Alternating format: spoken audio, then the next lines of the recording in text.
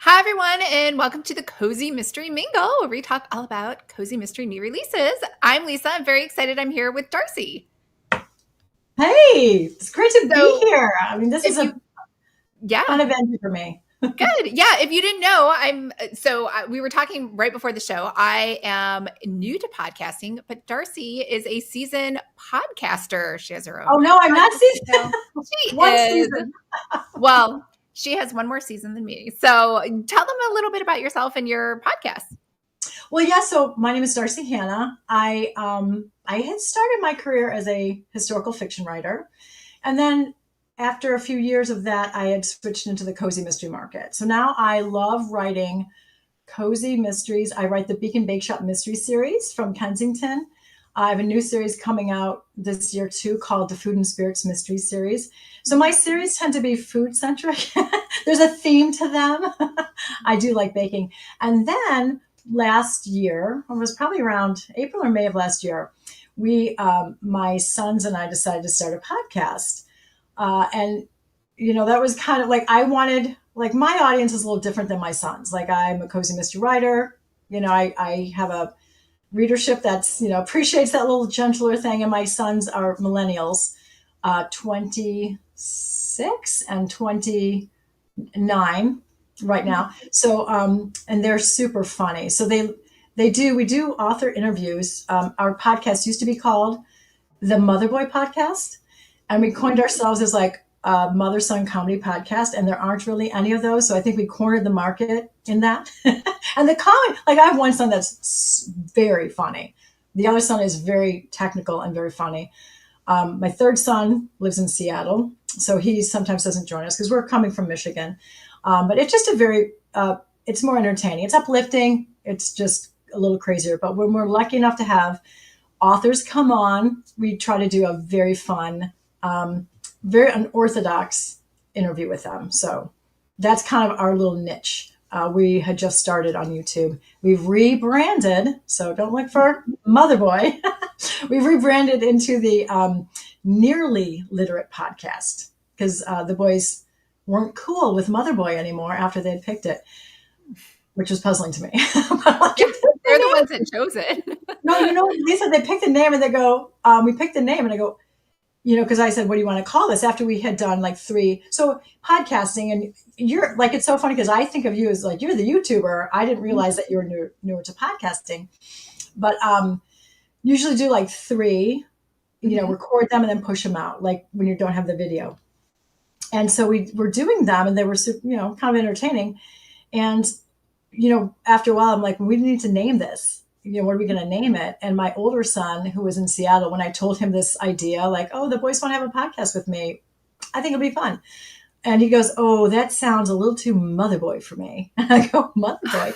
And that's a reference to Arrested Development, which is one of my favorite TV shows. It's a brilliant comedy show. Yeah, it's funny. I love that show. Do you know the mother, Lucille? Uh-huh. She had this older son. I think it was the baby son. What was his name? Buster. Yes. And she and Buster were going to the Mother Boy XXX. It's the Mother Boy 30 dance. It was the cringiest episode in the whole season. I'm remembering it now that you're saying that. Yeah, I totally forgot about that episode. Yeah, that's a great reference. It was the worst episode. And the moment he said it, I just was like, oh my God, yes. I could see where that would be. So when we did our podcast, we sat down and we were all joking about that. And the boys decided to call themselves the Mother Boy Podcast. And then 6.5, maybe 7 months later, we took a little break over Christmas, come to find out that they're not comfortable with that name anymore. It was a joke and they didn't really expect it to do very well. So, but we started doing pretty well. So we're not serious, but, my one son wanted to call it the Illiterate Podcast. And I said, I am an author. Like how, I mean, I know I'm not that literate, but right. How am I supposed to have guests come on if, we call ourselves the Illiterate Podcast? So then I said, what about Nearly Literate? And then they like that. So they don't read fiction, but they love to interview people and make fun of what I do. But they're pretty respectful in general. When we don't have a guest with us,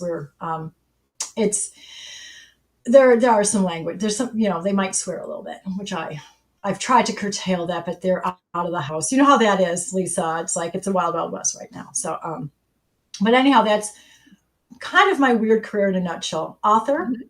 of gentle, cozy mysteries with a lot of Uh-huh. baking and excitement. They're fun. They're very fun. We set my mysteries. The Beacon Bakeshop are set in Michigan, Okay. northern Michigan, northwestern Michigan, and so we it's been so much fun writing that, and then the podcasting. It was just kind of a fun way for me to talk to the other people in the industry and just kind of like, hey, what do you think about this? Like, don't you love it when this happens? So, Yeah, that's why I started, just to meet other people. Like, I don't think we would ever chat if I didn't have the I podcast. was so excited when you reached out to me. I'm like, oh my God, you're so beautiful and adorable. I'm like, I want to talk to Lisa. Talk a little cozy mystery. But yes, I just want to I didn't know, like, you are a YouTuber. Yes.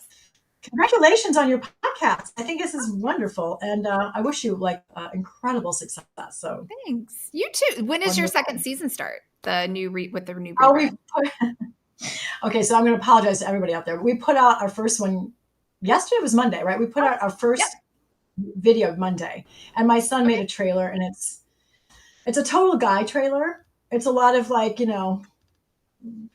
there's some military, there are explosions in it, and then there's me. I mean, Well, it sounds like it's dynamic and exciting. it doesn't make a lot of sense, but that neither does our podcast. But it's funny, So it's we're you fine tune it as you go along. You're very focused, which I love. Ours Yeah, is a I'm very rush. niche. Yeah. That's okay. Well, let's talk about your book, because I want everyone to know this is a new release. It came out this month, and it's Murder at the Blarney Bash. So let's just talk about that book and what it's about, and who gets murdered. Oh my gosh! Well, I don't always dress so festive, especially so early in the winter, right? So Hmm. Yeah. I'm channeling the spring rain. So, Murder at the Blarney Bash is the fifth of the Beacon Bakeshop mystery series. So I feel just blessed enough to have gotten, to keep writing this series. It's a very fun series. And for, those of you who've never read it, the series is based on a woman named Lindsay Bakewell. So I love the name, and it really is an English name, and explain why I named her Bakewell. She's an investment banker in New York City when we meet her. She's kind of a Wall Street person, and like it's kind of a typical, I'd say, cozy mystery trope. But she, was engaged to this wonderful up and coming, this handsome up and coming celebrity chef. She went to his up and coming restaurant on her birthday, and then found him in a compromising position with his pastry chef. So she realized, like, this is over, and so she went home. Baking is her kind of her hobby, her passion. Her grandparents owned a bakery in Michigan when she was growing up. Her dad was from Michigan. Her mother is an ex-80s supermodel, so she doesn't like to eat baked goods. But anyhow, so this woman Lindsay takes more after her dad. She's in Wall Street, and she goes home, anger bakes some cupcakes, throws them against the wall, drinks a bottle of wine, goes on the internet and starts shopping. And the next morning she wakes up and she realizes she actually purchased an old rundown lighthouse on the shores of Lake Michigan, close to where her grandparents had their bakery. And she could back out of the deal. But she got to thinking, and she said, you know what? It's time for me to just make a change in my life. I'm going to leave New York City, and I'm going to embrace this. And so the first book in the series is about her, coming to this lighthouse. And of course, it looked a lot better on the internet than it did in person, because old lighthouses, and I've been to many, I love lighthouses, it needed a lot of renovation. So she kind of, was like, I bought this lemon, but I'm gonna open my dream bakery inside this. And so she begins renovation, and that's how kind of she gets to Beacon Harbor. She gets to own this beautiful lighthouse, which is the Beacon Point Lighthouse, and it is modeled after one of my favorite lighthouses here in Michigan called the Point Betsy Lighthouse. So the cover, if you Google Point Betsy Lighthouse in Michigan, it's spectacular. It's one of the most photographed lighthouses in Michigan. And so whenever the cover artists were asking for ideas, I'm like, look at this is the lighthouse I envision. And so anyhow, so that was my model for that one. So every episode takes place in this fictitious town of Beacon Harbor, Michigan, which is a beautiful I'm not sure many people have been to our beautiful coast of Michigan. We're called the Third Coast. You have the Oh, East I didn't Coast, know the that. West Coast.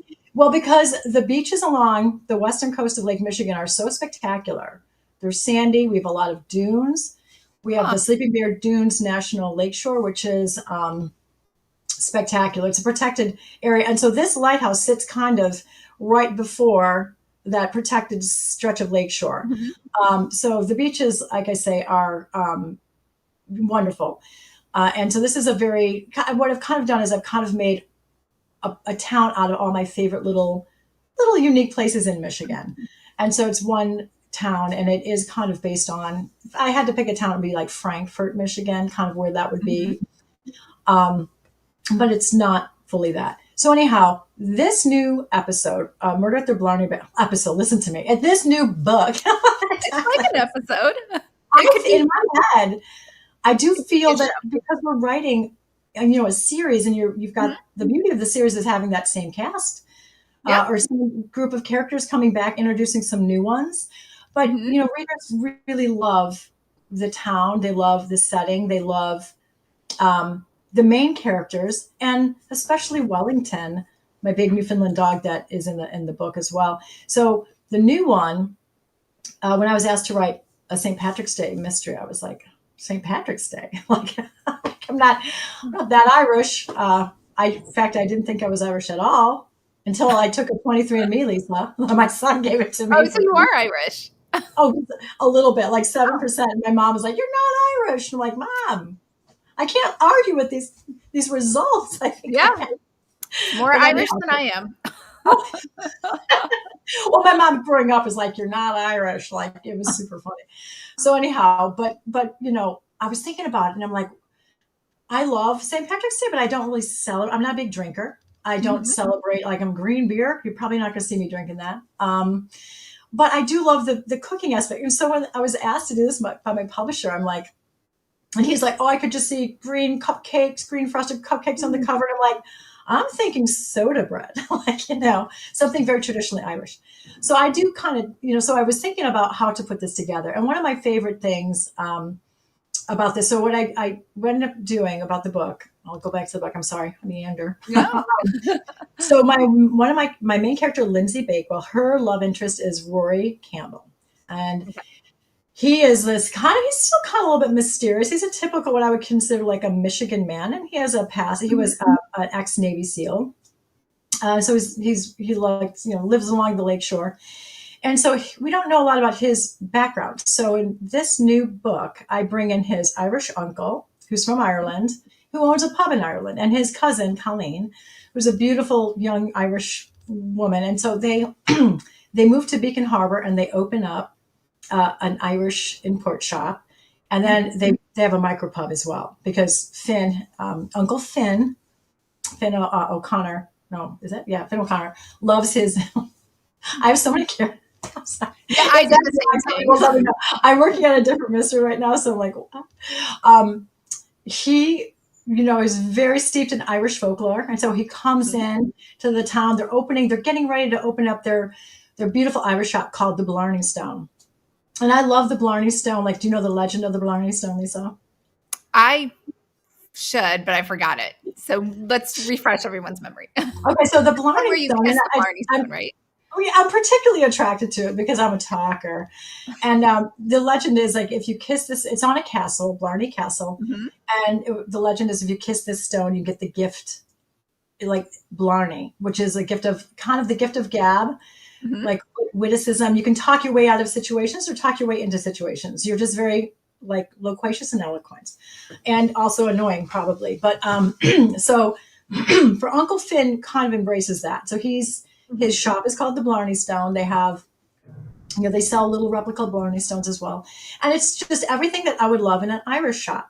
And when I was growing up as a kid, my mother's Scandinavian. And we used to go to a place called Door County, Wisconsin, which is where my first Cozy Mystery series was set.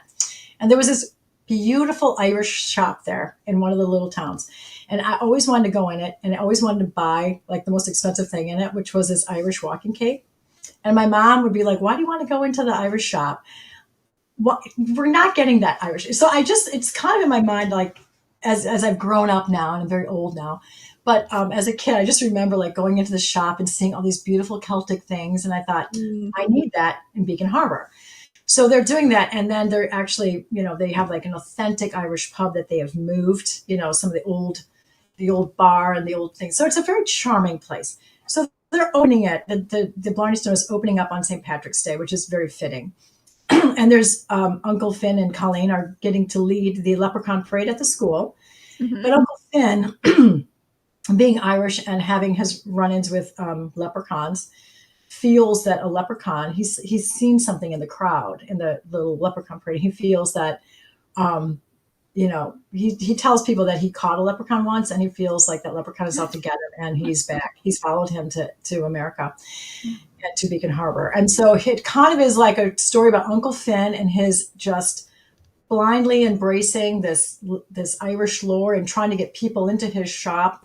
And Mhm. then there is some shenanigans. I'm just going to say shenanigans, Lisa, that go Okay. on. So it's a lot of fun, but we're bringing in new characters, and Uncle Finn is one of my new favorites. So, and Colleen as well, and their dog, their beautiful Great Pyrenees Bailey, who Mhm. instantly is a friend of Wellington, my big old Newfoundland dog. So And so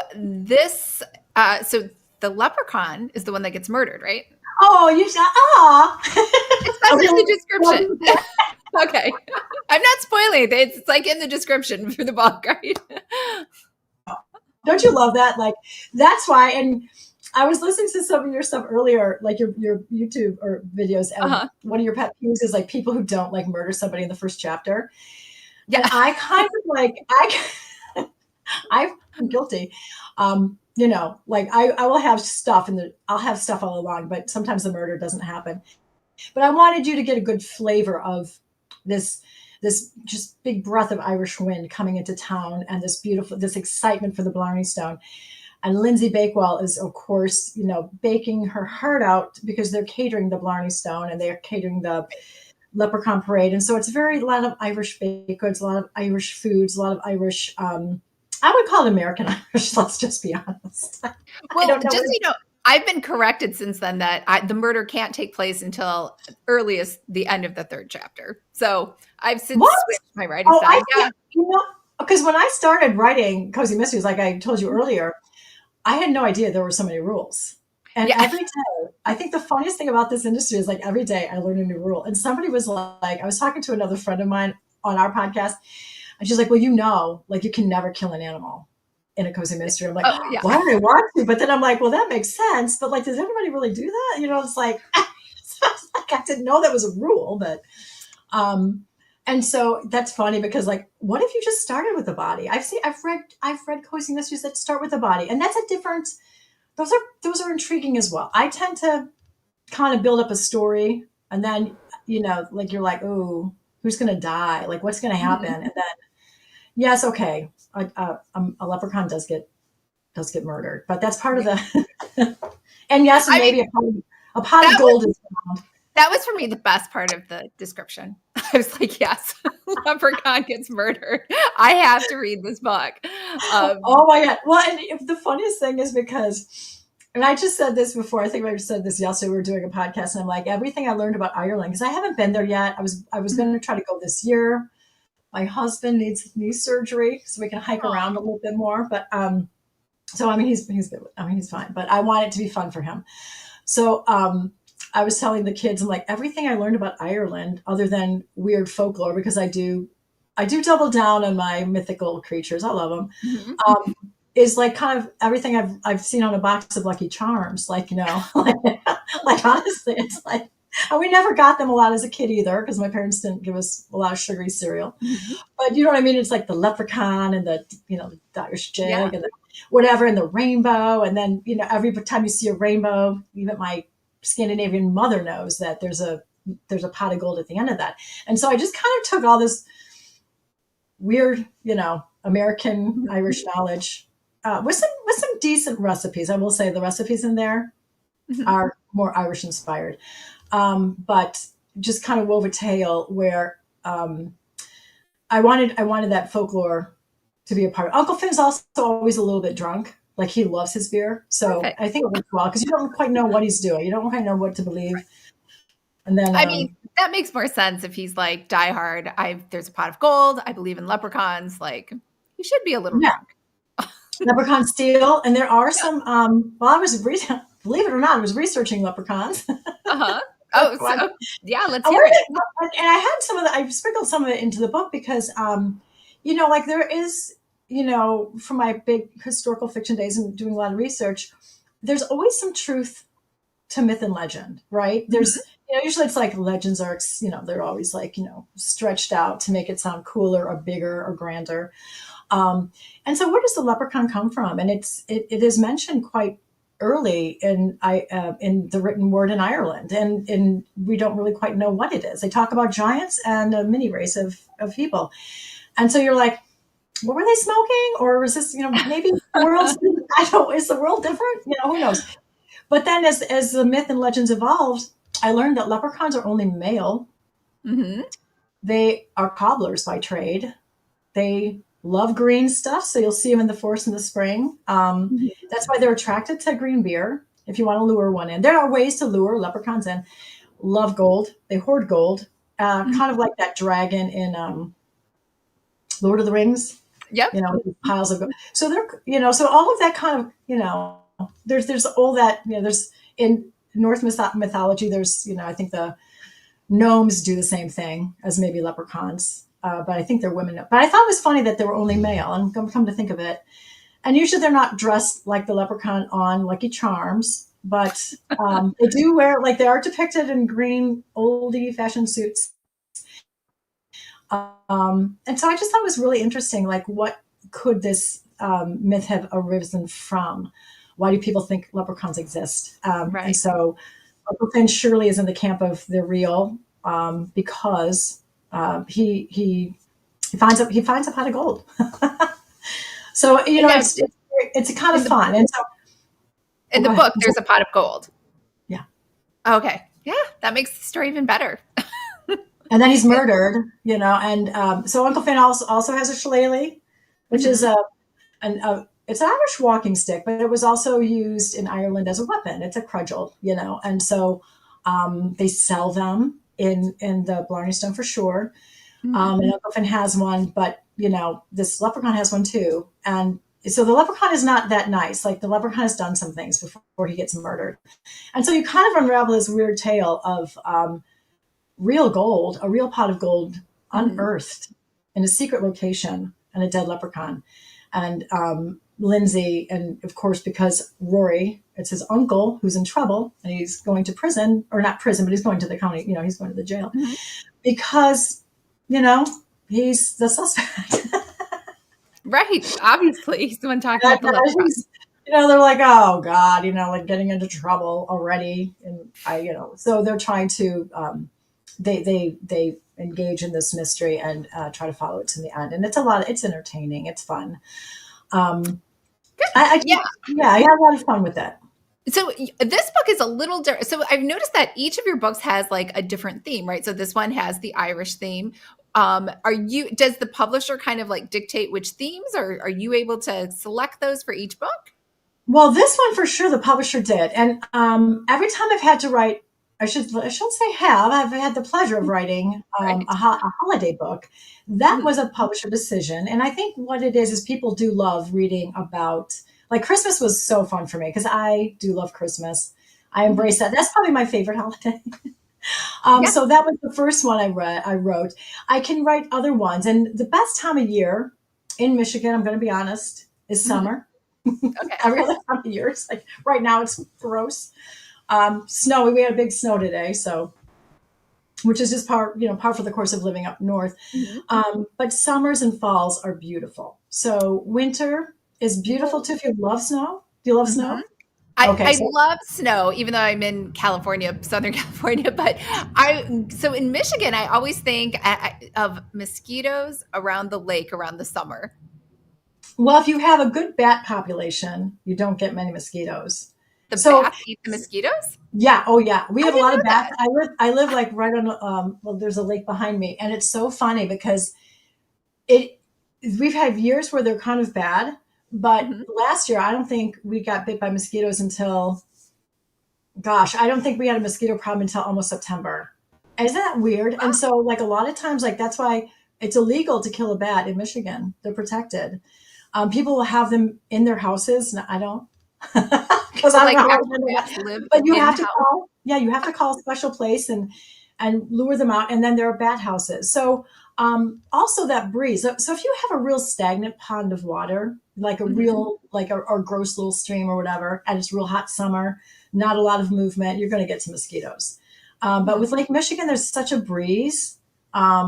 Maybe horseflies fly. There can be flies that are worse than mosquitoes, but there can be mosquitoes. I haven't noticed them that badly, and it all depends on the probably the rainfall too. But we do have a at night. It's funny because you can see, at first you're like, oh, are those the birds? But they're moving, all Mhm. around, and they just It's bats. they're after mosquitoes. So they do Wow. keep the population down, but Huh.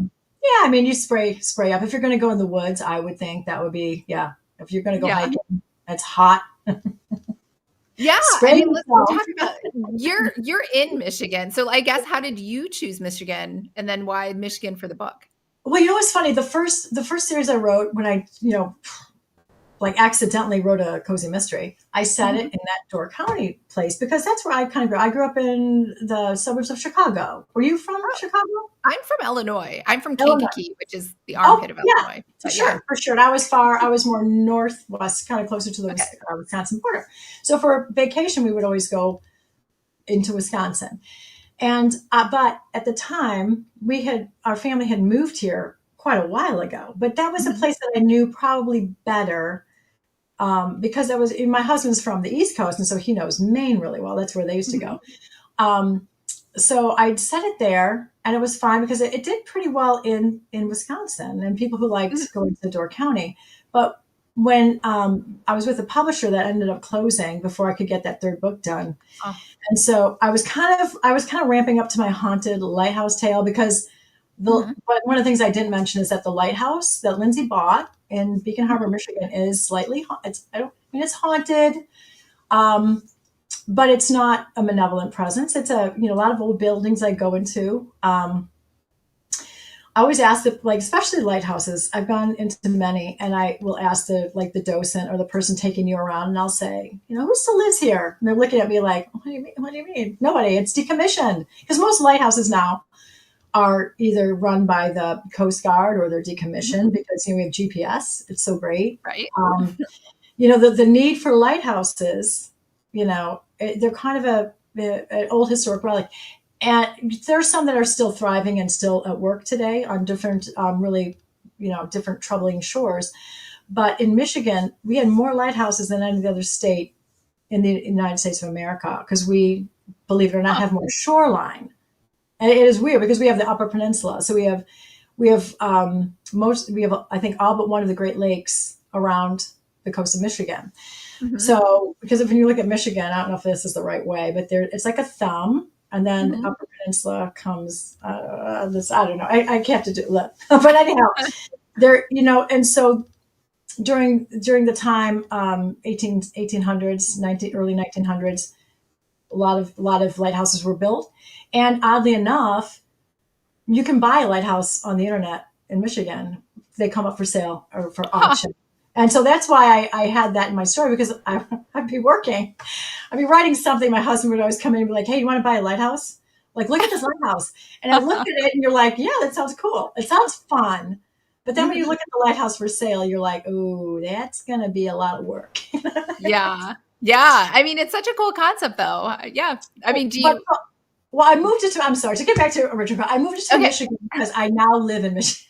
And I Okay. thought, because people would say that I'd do a book signing in Michigan for a book in Wisconsin, Mhm. and people would say, "Why don't you ever set a book in Michigan?" And so I thought, it gave me a great opportunity to kind of switch focus and still kind of keep that bake shop Mhm. writing about baking, I guess, and just really get to know Michigan a little bit better. So I've enjoyed getting to know the beautiful little towns we have here as well, and so that's why I said it because I do love Michigan. I've lived here now for quite a while, Mhm. and I think there's a certain charm to the Great Lakes that a lot of people don't know about, and I want to exploit that. No, Yeah. I Did want you go to college in Michigan? Is that how you ended no, up there? no. I went to Indiana Oh, University. My husband was from Connecticut, and so we had started our married life in Illinois, Northern Illinois, and my husband got a job in Michigan early on. Our kids were little. One of them had not even started school yet, so mhm. so we moved out here, and we've just been out here ever since. So the kids, Oh. all my kids have gone to school here. We really love it. I And went so to that school in Indiana too. you did which one? Yeah, I went to St. Mary's of Notre Dame. Oh, So, beautiful. yeah, Oh lots my of God. Irish stuff there. Well, yeah, that. Oh my God, yes, that. And is that associated with Notre Dame, the St. Yeah, Mary's? so No. St. Mary's is the all women's college, and Notre Dame used to be all men until I think the 70s. So my first year of college in 92 was the first year ever that there was 92. 50%, I know I'm so 50% men and 50% women. But I prior to love that, it it. was pretty much just it was mostly men at Notre Dame, and then just they let in Right? a couple women. Yeah, but Isn't yeah. that funny? And I So went it to was always Indiana easy to find a University. date. What? Oh my God, that is. So I was down in Indiana University, and that's where I Yeah. met my husband. But oh my gosh, so you should be wearing this. Go Yeah, Irish! well, yeah, in college, my roommates called me Lisa O. Seaford, right? Everybody's Oh my God. Irish and there's Irish. And honestly, like until you said that, I thought Shillelagh, that was the name of the school planner, the calendar. I thought it was the What? Shillelagh. That's I thought amazing. Shillelagh was a planner because that's what they Oh, called it at Notre Dame. why would they call that is amazing. Like I think that's Yeah. hilarious. And we had the Oh my leprechaun, gosh. so he was never So murdered. you probably know way more about the Irish, I don't than know I that I do. know a lot about the Irish. I didn't even go to football games, but I'm not really into that. But yeah, I was surrounded by Irish this and that. But so that's why I loved the book. And I was like, and they murdered a leprechaun. So Well, that was sometimes fun. they're asking for it. The Yeah. leprechaun. But let's talk about the dog. So the Newfoundland and you have a Pyrenees. So do you have a lot of dogs? So let's talk about your dogs and how you Yeah. ended up picking a Newfoundland for the book. I can pick up my camera and show you. Yeah. Let's see, can you see Ripley right there? Aw. The Ripley cam. Ah, And sleeping on the then job. there's the Finley cam right there. Very cute. So I have a Springer Spaniel. Oh, sorry, I'm screwing it all up. And a Golden Retriever right now. But I did have a Newfoundland. My husband and I, our first dog was a Newfoundland, and they're very big. But the reason, Mhm. okay, so here's my weird obsession. When I was a kid, I loved historical fiction. I read a Mhm. lot of it, and I was really obsessed with the Lewis and Clark expedition. And Meriwether Lewis had a dog that was a Newfoundland named Scannon. And I had a dog growing up, but I kept asking for a Newfoundland and a horse for my birthday every year. So, but Newfoundlands are these they're ship-faring dogs. So they used to have them. So Canada, Canada, Canada. We say that sometimes here in Michigan, Canadian, Canada.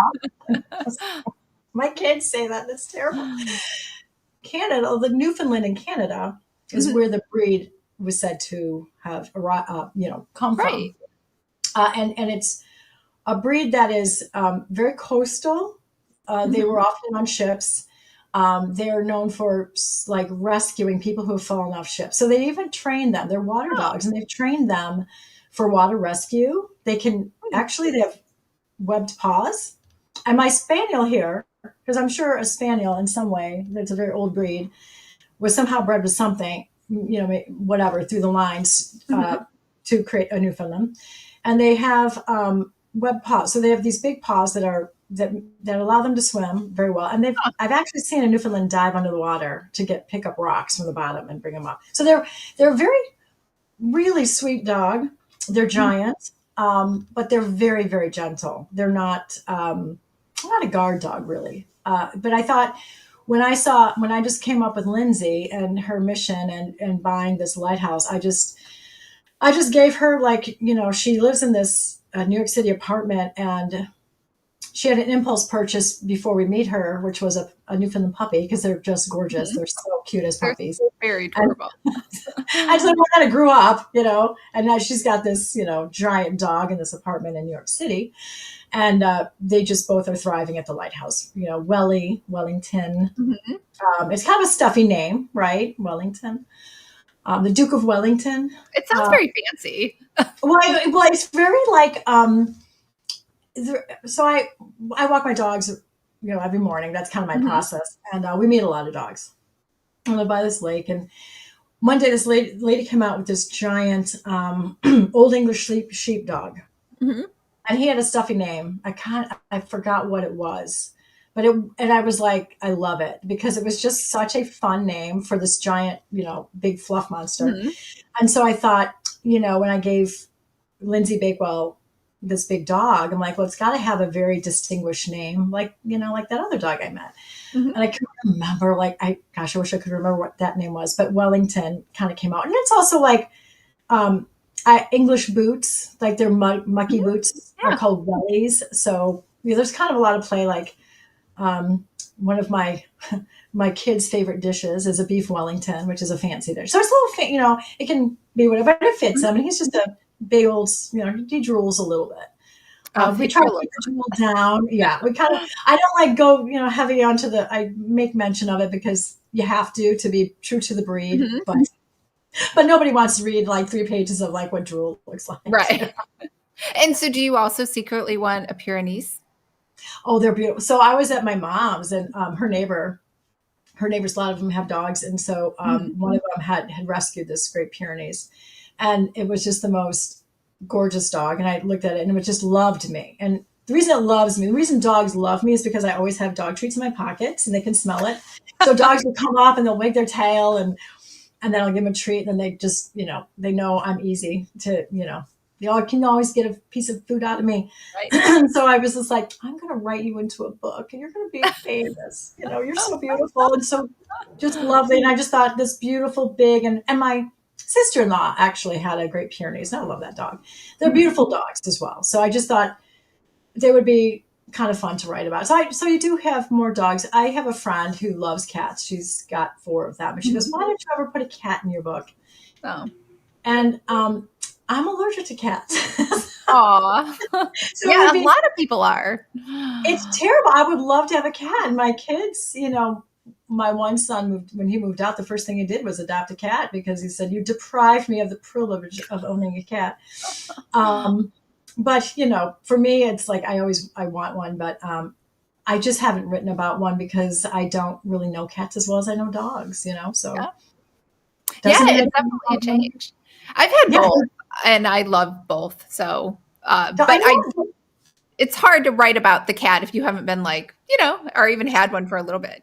Right. Well, they're such a different animal, and they're so Mhm, cool. Like my husband grew up with cats and dogs, and I only have ever lived in a house with dogs. My mom was mhm, allergic to cats too. So, but I think I mean, I love reading about, like authors that have cats as a protect, mhm. one of the characters as well, because I do think that, I think pets, especially in cozy mysteries, like really enrich not only the story, I know they enrich our lives personally. Like I'm just, Mhm. I know you're an animal lover too. Yeah. Um, but for me, like that's, I think something I do fairly well is write about a dog authentically. Because my Mhm. 2 dogs here, like they kind of, Wellington has their personality. One's a shameless beggar. They're always in the water. Like they are never dry in the summer. My one kid is like, these dogs, what did he say? They're like mold. They're like, smell like mold. Or aren't you afraid they're going to get Aw. moldy? I'm like, oh no, they just, you know what I mean? They just, they're living, I joke, they live their best life. So, Yeah, that's what they're supposed to do. You're in Michigan, you're by the water. and then sometimes I make their own food. I'm kind of, they're Mhm. spoiled that way. And I have special dog treats. So Lindsay Bakewell kind of, has inherited some of those qualities from me with her dog. Um, but yeah, I And think it enriches the story. and so does she make, pastries for the dogs too Well, at the she'll big make cookies. Like she'll make like the second or third book, I think she dabbles with like beacon bites is what she calls them. Oh, So it's kind of like a dog cookie, themed dog cookie of the month. mhm, Um, because like as you know, like it's funny because my books tend to have a theme, a baked mhm. good theme. Yes. The first one was just introducing, but the next one was a Christmas cookie theme. Mhm. And then I did a blueberry book. And so, of course, we had to have blueberry beacon bites or, Beacon bites is what she calls them. And my dog's like, blueberries are really good for dogs. So I sometimes will mix them into their food. They're, Yes. they're antioxidants. They can eat blueberries. So I would never put something in a dog food that cannot be eaten, but they, not digested. Right. I have one dog that gets into chocolate. So when I had my book launch, I got all these gold coins that look like authentic gold coins. They have Uh-huh. chocolate in them. And so I bought a lot of those. And I was putting them in these little bags with these little good luck charms and things for my book launch. My husband and I had been baking a lot for the book launch. So I made Bailey's. It was like Guinness chocolate cake with Bailey's buttercream frosting. And have you ever made the mini cupcakes, real tiny, like a No, tablespoon? it's too much work. Oh, Yeah. yeah. Oh, I had some time on my hands. So I thought, oh, they're easier for people to eat. Sometimes people, when you bring treats to a book launch, they don't want to have a, big Oh, a bowl. cupcakes. Yeah.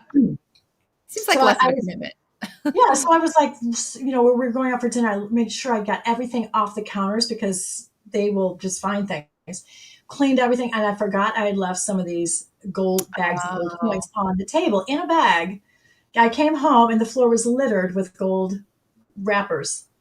It was absolutely disgusting. And I come in and I'm like, and it's my spaniel. I'm sure she got into it too, the golden, but they had peeled the wrappers back and ate 2 bags. There were 10 coins in each Wow. bag. And they didn't And get sick because it's poison, right? No, yeah, they're so fine. so this is what's so interesting. To some dogs, it's deadly. It is Mhm. deadly. This the spaniel has gotten into Halloween candy. Like we'll take Mhm. down whatever he can eat in Halloween. So we have to be very careful. But he doesn't even get, Doesn't phase them. doesn't have digestion. Cast He iron did stomach. one day. He sounded like he was. This is 2 days later. He sounded like he's kind of at night. I heard him kind of vomiting, and I'm like, oh, I run over and get him, and and I realized like it was the tin. It was the foil. It was. Oh. It wasn't. I Pat. I mean, I was like, it serves you right, for doing that. But anyway, it was terrible. It was terrible. So no, but Well, so I'm very careful not to ever include, even though one of the dogs will seek chocolate out at all costs, yeah. and so Well, that's a let's talk about the Beacon Bakeshop. What's the most popular pastry on her menu? it's seasonal.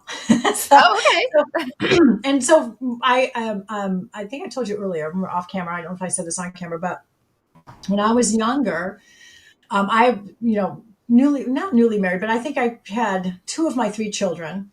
Uh-huh. And my brother decides to buy a bakery, and he was in film and video, Oh, and yeah. he was working in Chicagoland and doing, like commercials and stuff. But he just Mhm. one day was like, "I'm tired of this," and just buys a bakery. And we're like, "You don't know how to bake," and so we kind of threw ourselves into it. And our mother is an awesome. Well, doesn't bake much anymore, but she had some Mhm. phenomenal recipes and was always a good baker.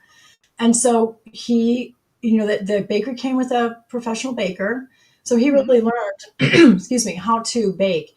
And so he would call me in because I wasn't working at the time, and he'd be like, "I need you to help me make this, or I need you to do this, or can you come in?" And I was free labor. I lived close by. He didn't call my older brother because he knew better.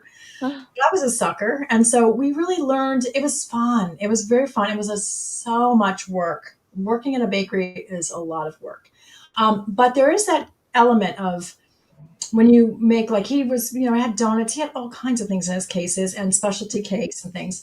But when somebody takes a bite of a donut or baked good or like a Danish, and they're just like, and it's just kind of rewarding because you're making something that somebody enjoys. And I really like that about baking. It's kind of like instant gratification.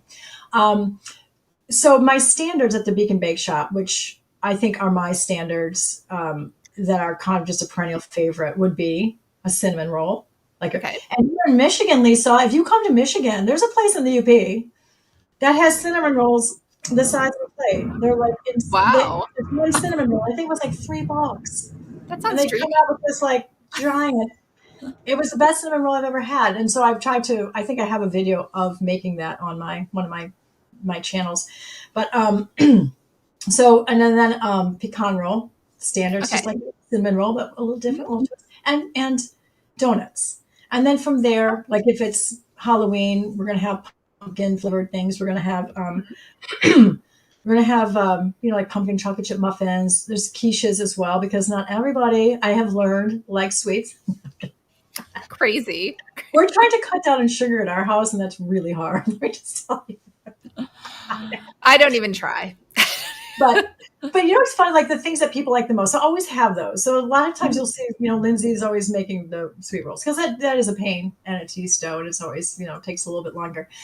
Um, but the seasonal ones are the ones that I usually include. So the Irish mystery scones, like an Irish scone. I found this great recipe, and I kind of scan cookbooks as well as internet as well as family and friends. Mhm. Um, and a classic Irish scone is very different than a regular English than what we would make. I always frost scones. Like Mhm. this thing you buy at Starbucks. It's good, it's sweet. Theirs is more like a biscuit. And the beauty with it has such a great texture. It is like, like think of our Southern buttermilk biscuits, Mhm. like how quintessential that is to maybe the South.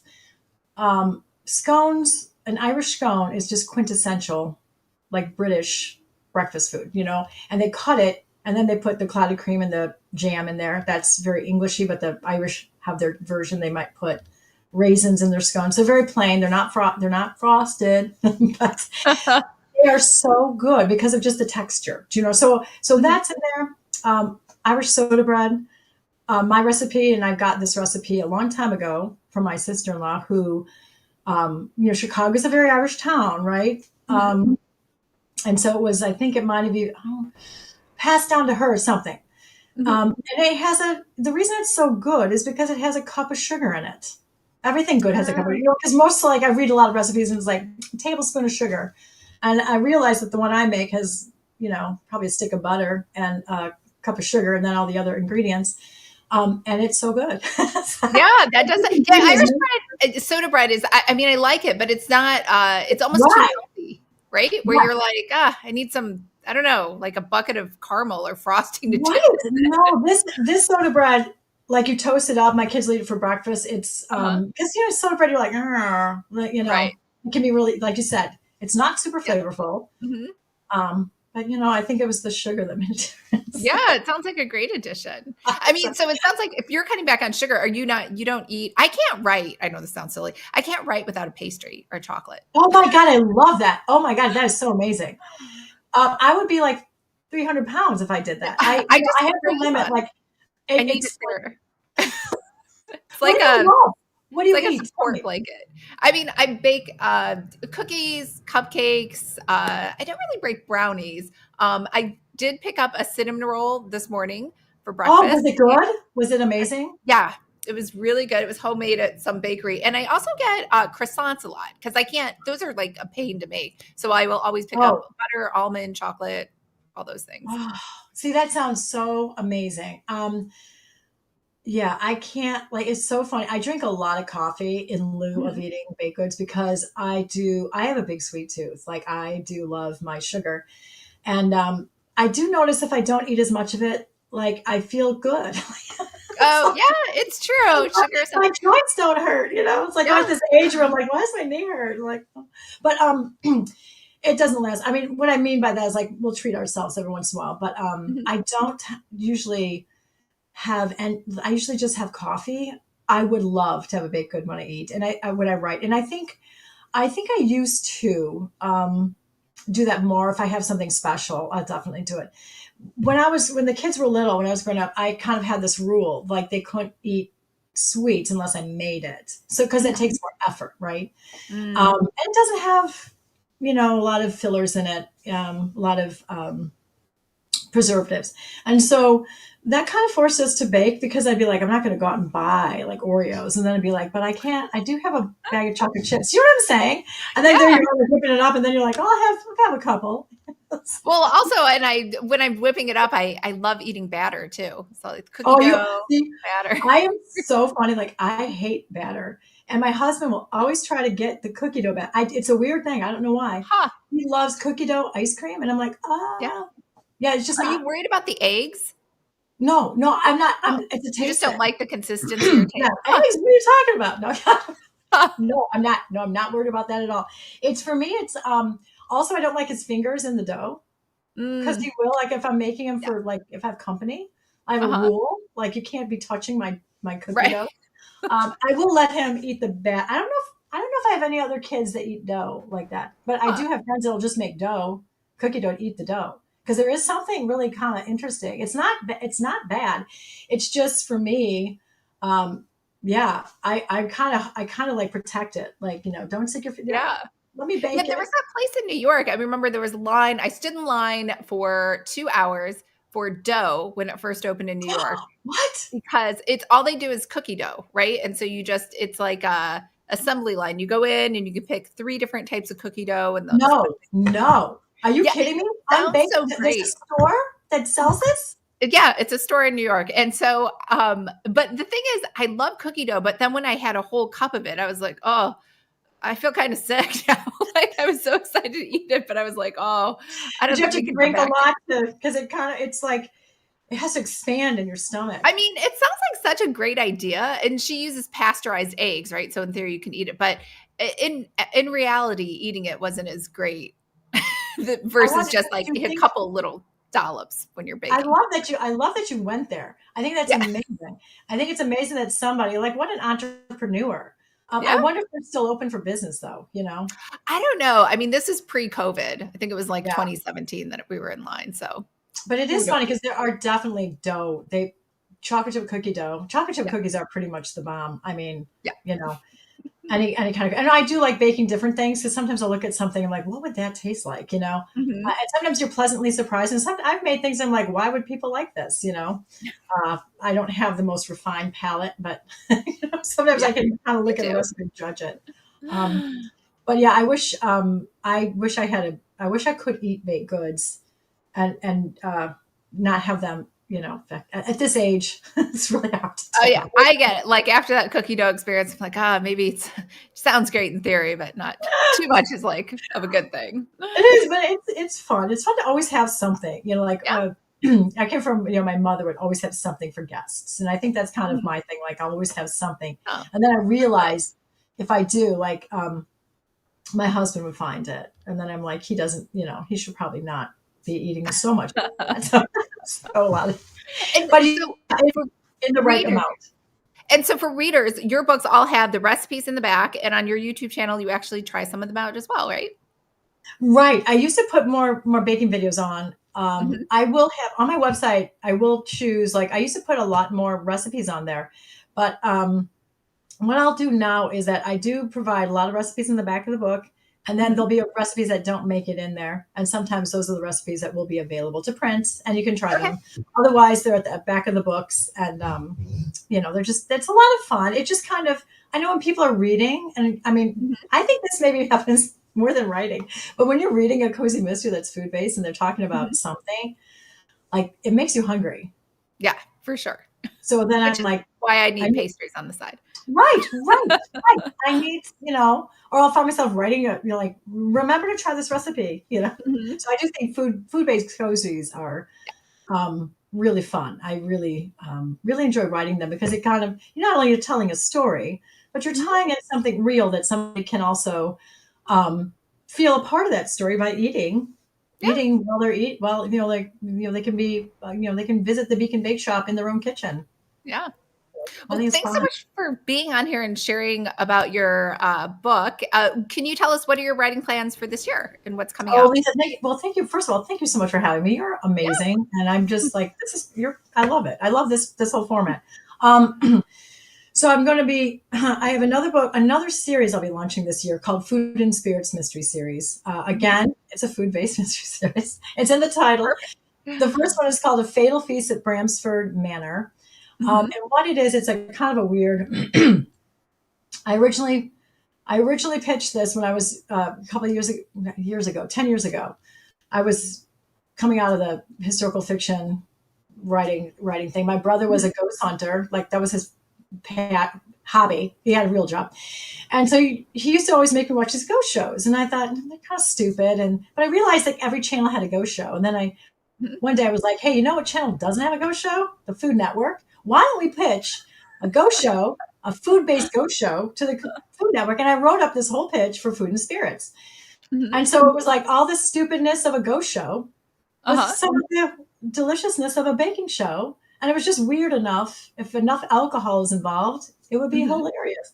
And so I ended up not having the right kind of agent for that. Oh my God, I didn't realize there was different agents. So anyhow, years later, when I was asked to write another series, I was asked for 3 pitches, and I gave 2 normal pitches that a normal person might send their editor, and then I sent him this redone version of this Food and Spirits. So it's like a travel ghost food show Okay. that we write about as in a book. So the first episode, if you will, Uh-huh. um, takes place in England at a haunt. And what I do is I actually really investigate real hauntings. And I've changed the name. So the first one, there's a real place. This haunting takes place in a real place, and it's the legend of the Mistletoe Bough Bride. I don't know if you've ever heard of Okay. this.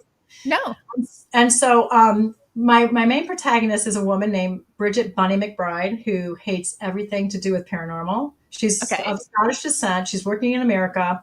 She's working for like a Martha Stewart lady. I think I call her Mary Stobart. And she has a little spot, it's called Bunny's Culinary Corner. And Hmm. she does a little hit on there, and it's very popular. And she really doesn't like Halloween, doesn't like the scary side. So anyhow, her boss is a little bit annoyed with her, and the opportunity for this new show, which is really a ghost food show, they pitch it to her like it's a travel cooking show. She'll be the star of this show. So anyhow, she Hmm. gets roped into the show. She thinks the spirits in the show is mixology, but it's really not. And then before she knows it, she's flying out to the UK to Bramsford Manor to investigate the Mistletoe Bough Bride, which is a real story of a woman, year 1600s, gets married on Christmas Day Hmm. to her husband in this beautiful manner. And before they, go to bed, she proposes a game of hide and seek. And Hmm. so she gets a 5-minute head start, and then the guests have to try to find her, and there maybe is like a prize involved, and nobody ever finds her. And 50 years go by, and her husband, moved on for sure, but he felt like, no, she didn't run away. I know she loved me, blah, blah, blah. 50 years later, he's up in the attic, and he opens up a chest, and he Hmm. finds his bride inside the chest, still in her wedding gown, holding her bouquet, but she's a skeleton. And so that woman still haunts this particular castle. Now, a lot of castles claim to be the actual castle with this that has this legend Hmm. originating in it. But this first book, we explore that along with food. It's just crazy wild ride. But anyhow, so the first book, Fatal Feast at Bramsford Manor, which kind of shadows the history of Hmm. this haunting and tries to get to the bottom of it as well. And there's a lot of good food. It's a food baiting ghost show, so you have to Right. bait the ghosts to the table with the food. So Oh. And when does that come out? August 20th. August 20th. So Okay. that's a series. And then I have another Beacon Bakeshop coming out in November, end of Oh, November, called Murder at the Lemonberry Tea. So busy year. nice. Very cool. And I've been ignoring all of our guests on the show. Karen says hello. Jasmine says hello. That's awesome. It's a shame you couldn't keep the name. I think we were talking about lighthouses. Oh, yes. Tasha, I love the baking theme in Cozies. Me Jasmine, you too. need to come to Peggy's Cove, Canada to see Oh, their for sure. lighthouse. There's a lot of Canada pictures has there. some beautiful lighthouses. Yeah, I bet. Jasmine, it was the backstory for the 3 season of Only Murders in the Building. Oh, what I was don't even know that? what you're talking about. It's for What was the backstory. backstory? Oh, I love Only Murders in the Building. I am Yeah, a fan. cute. Is it Tasha, okay? with enough butter, anything is good. That is true. Tasha's Tasha, right. 100%.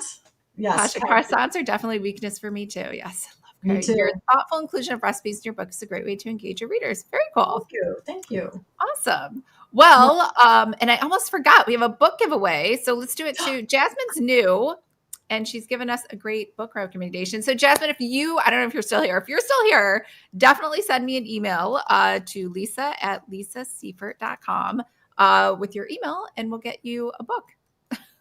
Thank you. Um, Thank you so and much. before we leave, where can readers find you, Darci, online? Like where you usually hang So, out?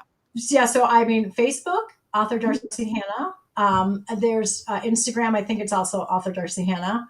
www.darcy Hannah. I mean, just type my name in. That's my, that's my, that's my website. And that has that's where you can get recipes.